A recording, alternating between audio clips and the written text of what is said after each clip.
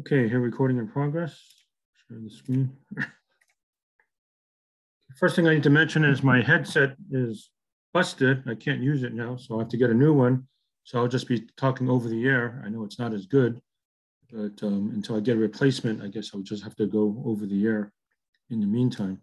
Hopefully that'll still work. Okay, so have your quiz today. Due at 11:59 p.m. There's no class tomorrow for the Veterans Day holiday. Yes, I realize some people have Veterans Day today. We don't. So we have class and our Veterans Day observances tomorrow. Okay, so I'm actually ahead. I finished with 11:05 and I was going to start 11:06 today. So I don't really have to go that long today at all. I'll lecture a little while and then I'll stop and let you start working on the quiz. Okay, so we were supposed to begin 11:05 today. I'm already finished with 11:05. Okay, so I'm actually up to here. Okay, so I'm going to get started with some of 11.6. Probably won't do a whole lot, but just a little bit. All right, so quiz time. So get ready for the quiz. So have your cell phones, cameras out, or screenshot, or if worse comes to worse, you can just look at the video later. And here we go.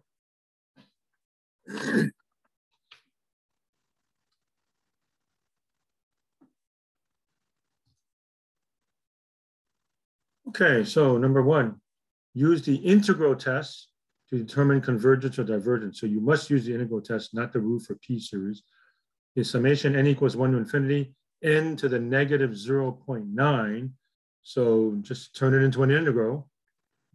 So what do I integrate? You just integrate the same thing, except make it an x, and from 1 to infinity. Number two, determine convergence or divergence in state y. 1 over 1 radical 1 plus 1 over 2 radical 2, 1 over 3 radical 3, 1 over 4 radical 4. So write the general term. Hint is to write it as a P series and then use the rule for P series. Number three.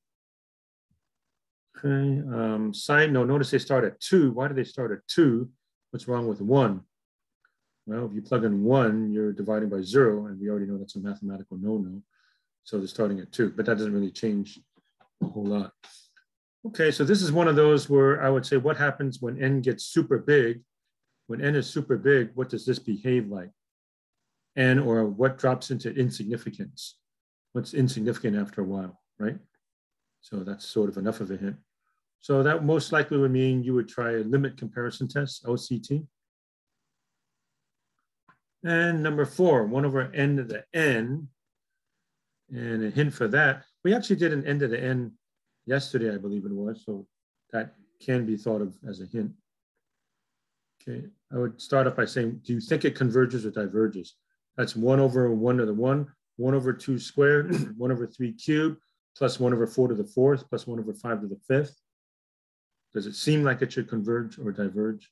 And what would you compare it to? A comparison series in that sense. So if you look back at yesterday's work, there might be a hint as to how that's done. Okay. All right, so that's pretty much it. Due at 11:59 p.m. tonight. Open everything, open book, open note, open discussion, or work the problems out just as in class or on the videos. Okay, 4 questions there. And no class tomorrow. All right, so that's the quiz. Okay, so we're going to start the next section. Absolute convergence and the ratio and root tests.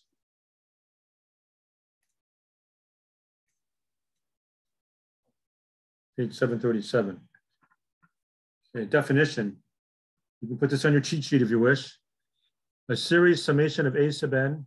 Notice again the lazy notation of not putting n equals 1 to infinity. That's okay if you just want to quickly talk about a series in general. Okay. A series is called absolutely convergent if the series of absolute values, summation absolute value of a sub n, is convergent. Okay, so absolutely convergent, think of it as absolute value convergence. So for the series, make them all positive.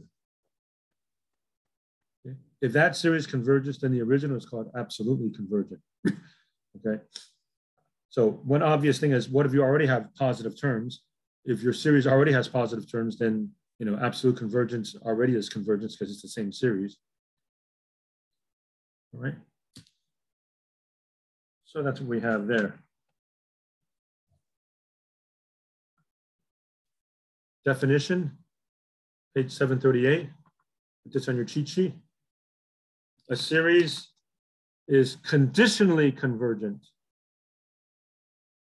I guess think the normal rules of grammar and so on. If it's conditionally convergent, it's convergent. Clearly, it's got to be convergent, right? This is an adverb which modifies the adjective convergent. Okay, so conditionally convergent means convergent, but not absolutely convergent. Okay, so absolutely convergent. Take the absolute value of all the terms, make them all positive. If that new series converges, then the original is called absolutely convergent. Okay, too much writing. How about let's put AC? Okay, so for us, if you see me write AC, we know it's not air conditioning. It's absolutely convergent. Likewise, conditionally convergent, right? We don't feel like writing CONDITIONALLY, Okay. So we'll just say CC. So AC, absolute convergent or absolutely convergent. CC, for us, conditionally convergent, not cubic centimeters or something else. Okay. There's a theorem, the text goes over a proof of it. We won't prove it, but it's provable.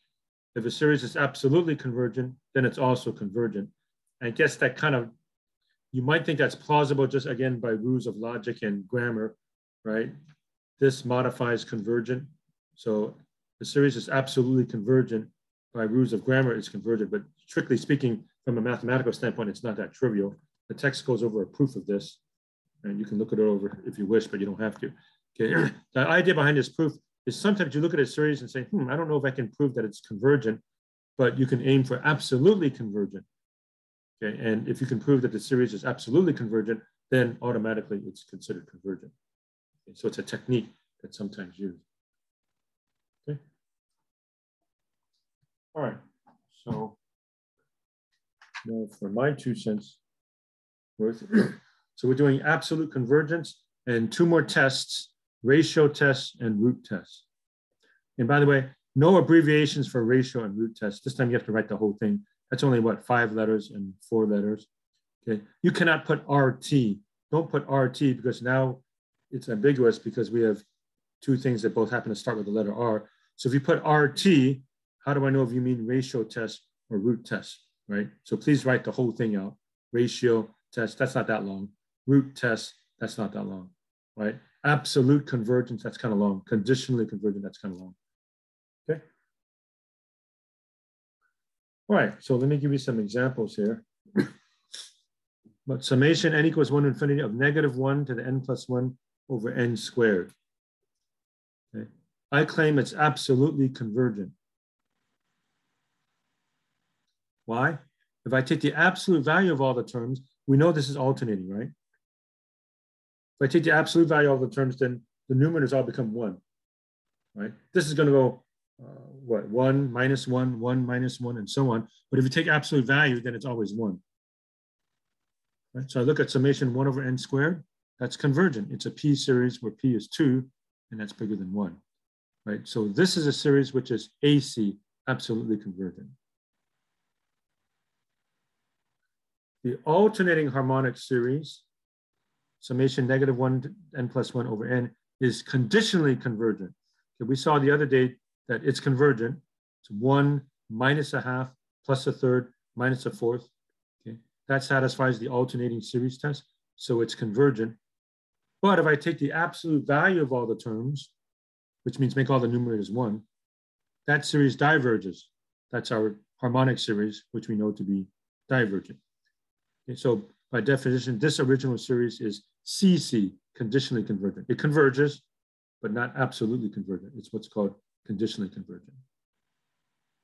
Okay.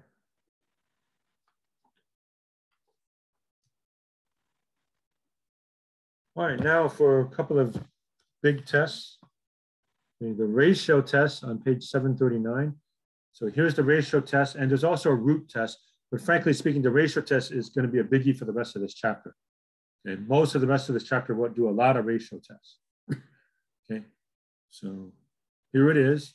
You're welcome to put the whole thing on your cheat sheet if you wish. It's on page 739. Okay, what you do is take the limit as n approaches infinity of the ratio of a sub n plus 1 to a sub n. A sub n plus 1 over a sub n. If the limit is less than 1, the series is absolutely convergent and therefore convergent. If the limit as n approaches infinity of a sub n plus 1 over a sub n is a limit greater than 1 or infinity, I guess you can say infinity is bigger than 1, then the series is divergent. If the ratio equals 1, the ratio test is inconclusive. We sometimes say the test fails. That means we can't say whether the series converges or diverges by the ratio test. Now, maybe we can still determine convergence or divergence with another test. But if the limit of the ratio is exactly 1, the ratio test is inconclusive. Okay, so we take the ratio in absolute value. Okay, and what normally happens for the absolute value is you can get rid of that -1 stuff. The -1 to the n, or -1 to the n plus 1, or -1 to the n minus 1. You can ignore it because the -1 stuff is either going to be 1 or -1, right? You get 1, -1, 1, -1. But if you have the bars, absolute value, it's all going to be 1. So normally when you get to this step, you drop the -1 stuff. Okay, so if the limit is less than 1, absolutely convergent and therefore convergent. Greater than 1, divergent. Equal to 1, test is inconclusive. And I should add one other point. There's one more case, actually. That's if the limit doesn't exist. That's not on this table. Okay, if the limit doesn't exist, then the ratio test also fails. Okay. Just mention quickly what's going on. We're sort of saying that the series is almost geometric. I'll write that down. Almost.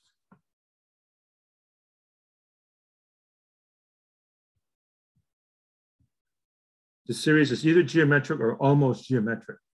Now, we know in a geometric series, if the absolute value of the ratio is less than 1, series converges. Bigger than 1 or infinity, diverges. Okay. Equal to 1, you can't really tell. Okay. So in the long run, it looks like a geometric series. So let's say the limit here is 1/2. So in the long run, it looks like a geometric series where you keep multiplying by 1/2. So if that's the case, the series converges. How about in this case? Let's say the limit comes out to be 3. So in the long run, it looks like you keep multiplying each term by 3. But that's going to diverge. Okay, then here we can't make any conclusion. All right. There is a root test on page 741. I wasn't going to emphasize it much today. We'll come to it later. And there's also not that many problems that deal with it, but I'll just show it to you. So it's their root test. It's on page 741. A lot of the conclusions are very similar, but you basically take the nth root of the absolute value of a sub n. Okay, so I'll just show it to you quickly. I'm going to make it pass.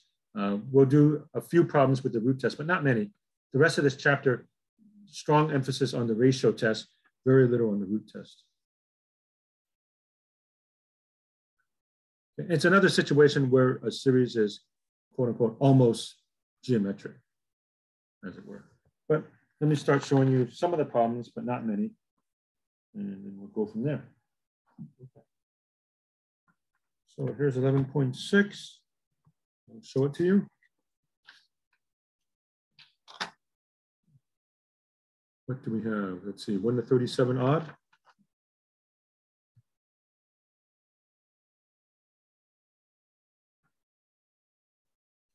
Actually, while I'm holding it up, let's knock off 1 right away. We're using the ratio test. Okay, the limit is 8. Diverges. Right? That's case 2. the ratio is bigger than 1.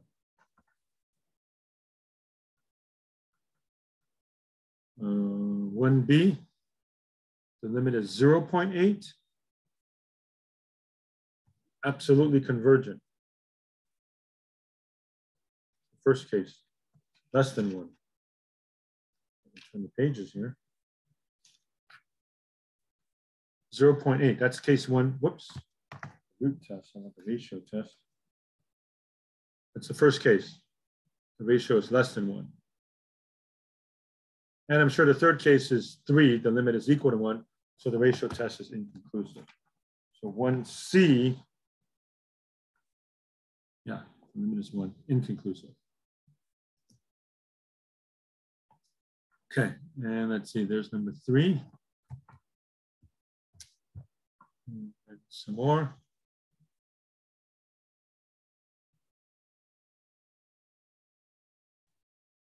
I do see K sometimes, like number 11, K factorial, but it's the same thing as N, it's just a different letter. Okay, so most of this is ratio test. There's a couple of problems here that involve root tests. There it is. And then let's see, how far do we have to go? There's 31. Sorry, I have to hold the book kind of funny.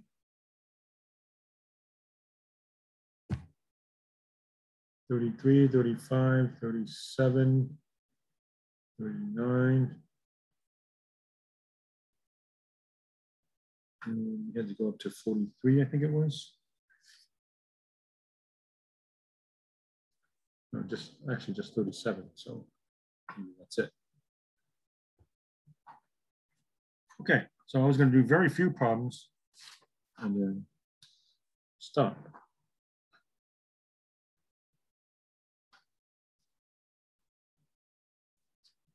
Okay, I'm going to give you a 3-star and also a 3 to show you the ratio test. Okay. So we're talking first about absolutely convergent and conditionally convergent. And there's another case, divergence, but that shows up starting with problem 7, I guess. You can see that, convergent or divergent, yeah, okay. A 3-star, summation n equals 1 to infinity, n over 5 to the n. So we used a ratio test. Here's the way the ratio test normally works. Okay. You put down the absolute value of a sub n plus 1 over a sub n. Okay. Now, just like any other function, the numerator, everywhere you see n, change to n plus 1. N plus 1 over 5 to the n plus 1. That's my a sub n plus 1. Divide by a sub n, that's just the original. So here's a sub n plus 1, here's a sub n in absolute value. Okay, we know that when we divide by a fraction, we multiply by the reciprocal. Okay, and from here on out, since your arithmetic is good, your arithmetic is obviously good because you're in Calc 2, okay, we just say, oh, I'm going to multiply by the reciprocal. So most of the time when we set up a sub n plus 1 over a sub n, and we're given a fraction, we're going to jump straight to this. Okay, so a sub n plus 1 here, flip the original a sub n. Okay, so in other words, from here, we're normally going to go straight to here. I think you can all get that. That's a very easy arithmetic step. Okay, so a sub n plus 1, there it is, divided by the original. And you say, oh, I'm dividing by the original. That's a fraction. So I just flip and multiply. So see how I leave this one alone, n plus 1 over 5 to n plus 1, and then flip this guy, so 5 to the n over n. So most of the time, when we have fractions, which is most of the cases, we're just going to switch to this. Okay, and what's 5 to the n divided by 5 to the n plus 1? It's 1/5, right? If you do the subtraction rule, n minus parentheses n plus 1, that's n minus 1. So I'm ending up with 5 to the negative 1, or 1/5. Okay, so I put this together, n plus 1 over n times 5, and that approaches 1/5 as n approaches infinity. And I'm going to use this notation. So technically, you can put limit n approaches infinity, limit n approaches infinity, limit n, there's too much writing of limit n approaches infinity. So we just write down absolute value of a sub n plus 1 over a sub n. And then at the very end, I just say that approaches 1/5 as n approaches infinity. Okay. Therefore, the series is absolutely convergent by the ratio test. Notice no abbreviation for ratio test. That's not that long. Do not do RT. I will not give you credit for RT because that might mean root test. Right, so when n gets big, this ratio is 1. So in the long run, this series looks like a geometric series where you keep multiplying all the terms by 1/5. And if you keep multiplying by 1/5, then that's a convergent geometric series, right? Where the absolute value of r is less than 1. Therefore, the series is absolutely convergent by the ratio test.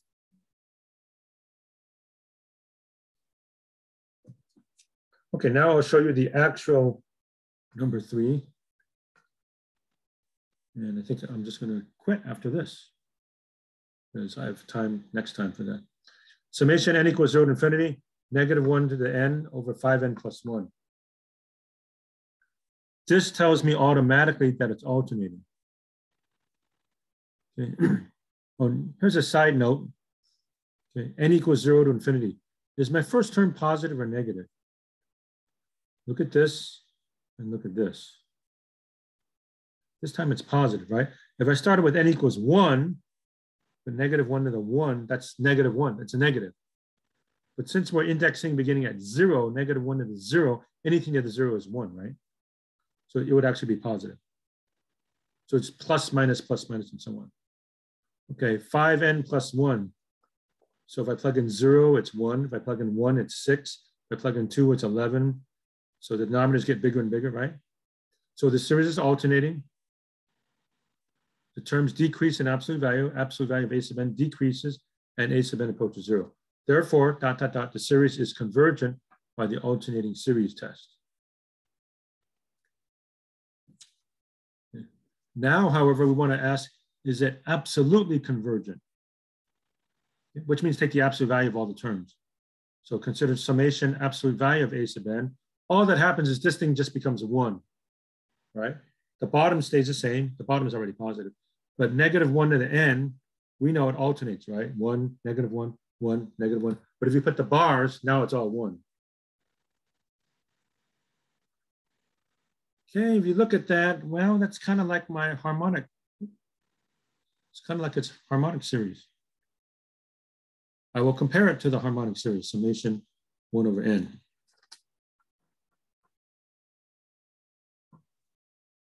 So I'm doing a limit comparison test now. So limit n approaches infinity of 1 over 5n plus 1 over 1 over n. Multiply top and bottom by n. Limit n approaches infinity of n over 5n plus 1. This is infinity over infinity. So L'Hopital's rule applies. Take the derivative of the top, derivative of the bottom, I get 1/5. Okay.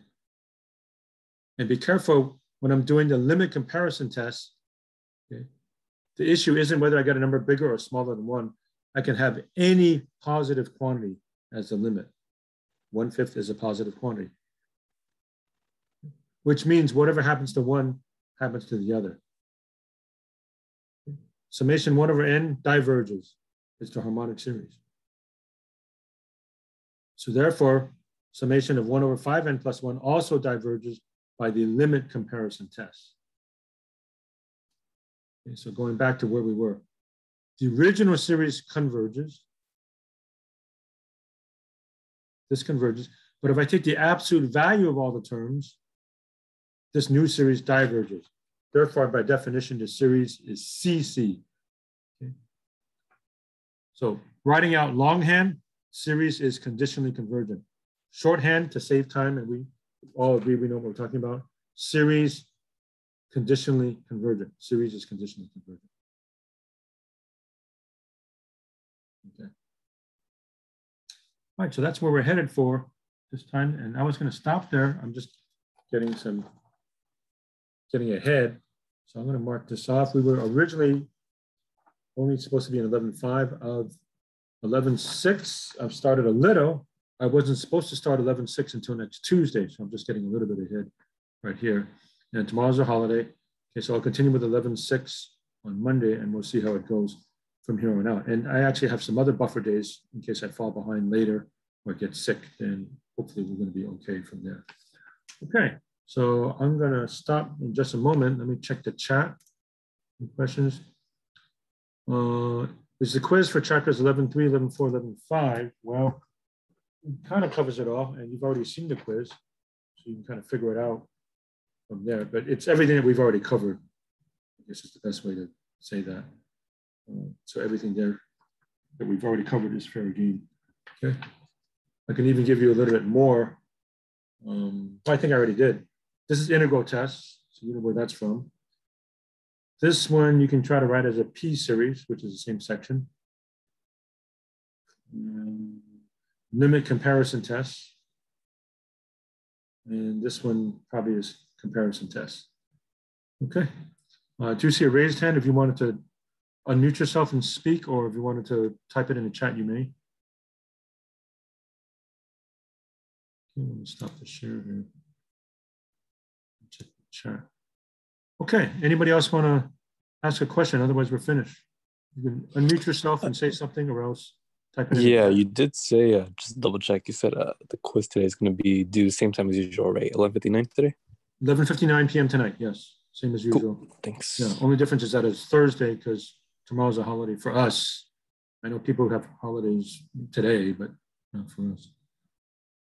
Okay, any other questions, please?